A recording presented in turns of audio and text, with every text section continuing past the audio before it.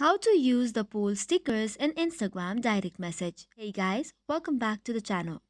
With the introduction to poll stickers on your Instagram stories, now you can do the same for the direct message as well. So without any ado, let's get started. First of all, go to Instagram, then tap on the message icon on the top right. Then after, search for the username of the person to whom you want to send the direct message.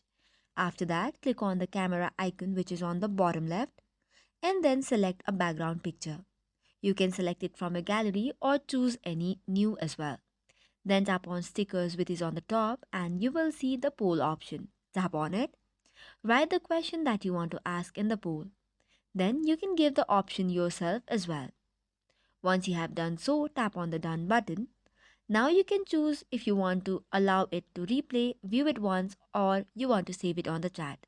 Then tap on send and you're good to go. This is all for today's video. For more such contents, do not forget to hit the like and subscribe button. Thank you and keep watching.